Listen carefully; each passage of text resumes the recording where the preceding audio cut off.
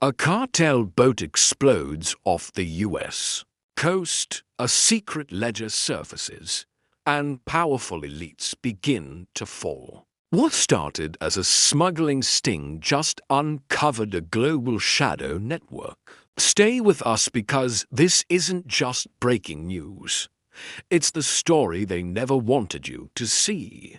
A cartel boat sank near US waters.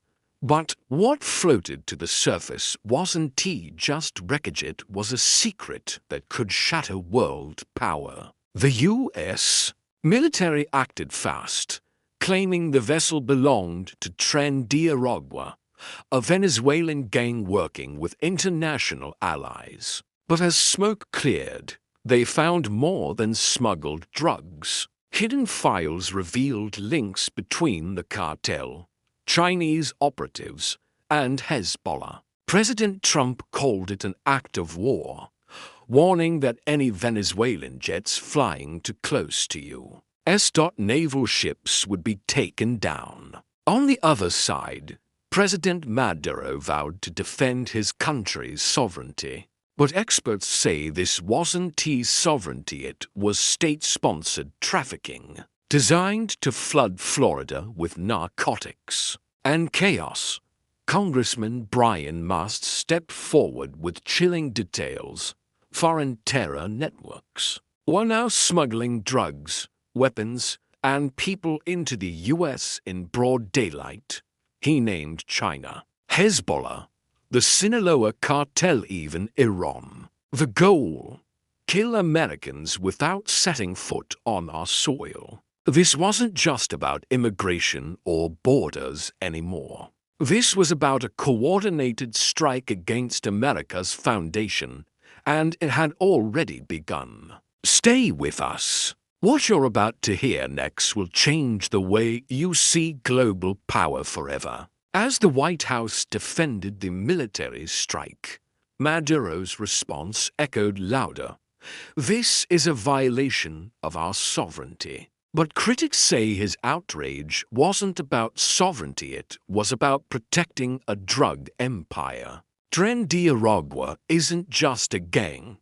It's a global operation with tentacles reaching into Asia, the Middle East, and even Capitol Hill. Their mission: smuggle chaos into the heart of America while shielding behind diplomatic immunity. Congressman Brian Mast didn't hold back.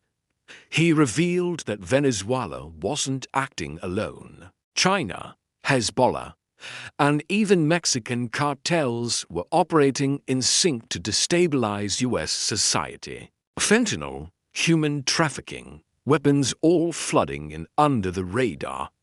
This wasn't random crime. This was war in disguise. Meanwhile, President Trump's message was firm.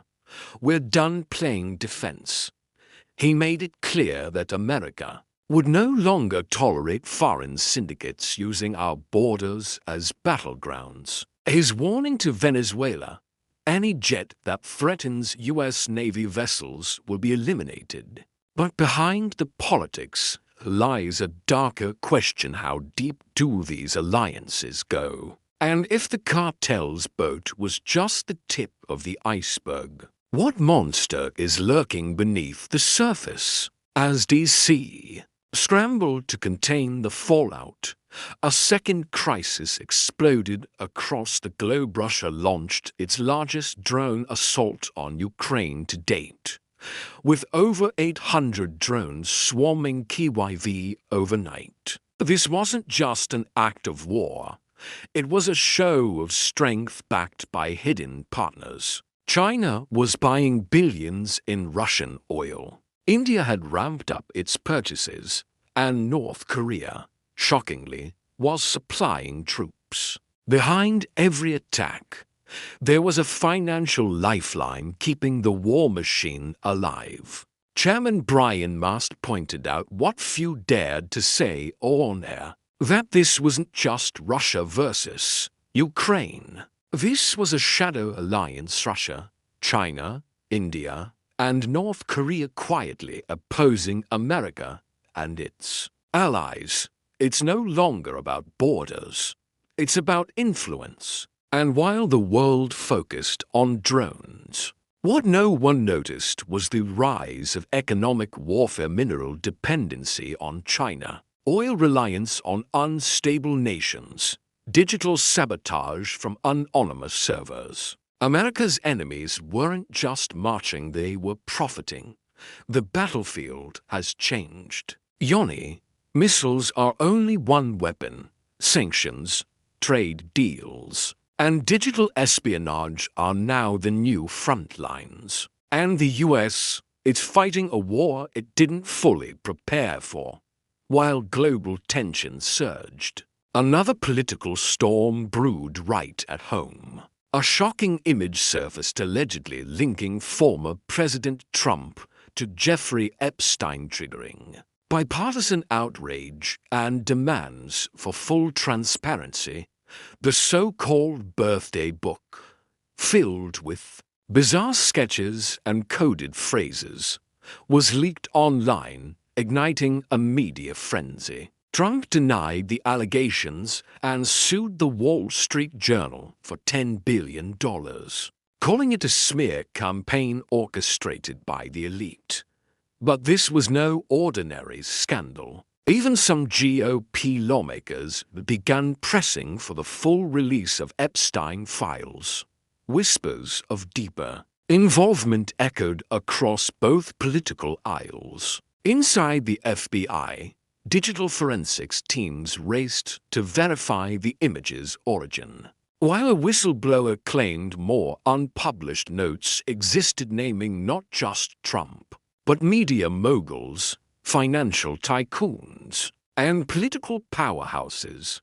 On social media, panic spread as an anonymous post hinted at a Supreme Court justice's name appearing next.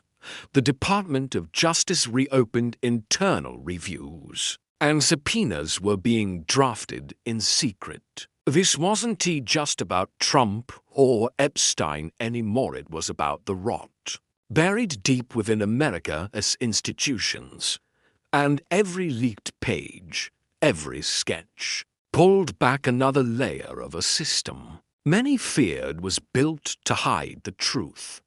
Just as public rage reached a boiling point, a series of midnight raids shattered the silence. Federal agents stormed properties in Florida, Virginia, and New York, seizing encrypted drives, handwritten ledgers, and private safes linked to former intelligence operatives and high-net-worth elites.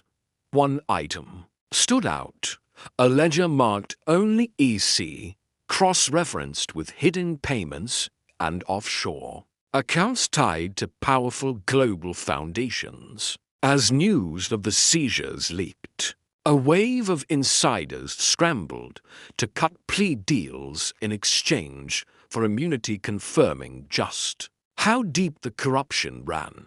But then came the blackout. A major network cancelled its exclusive expose, citing legal risks, fueling accusations of coordinated suppression.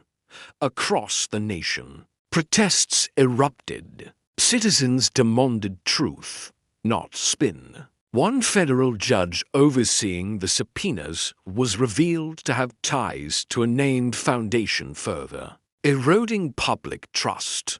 In the chaos, one phrase went viral: "Unmask the order." What began as a scandal around one disgraced financier had evolved into a full-blown reckoning of America's secret elite. And as encrypted files surfaced and indictments grew, one truth stood tall: the dam had finally broken, and there was no going back.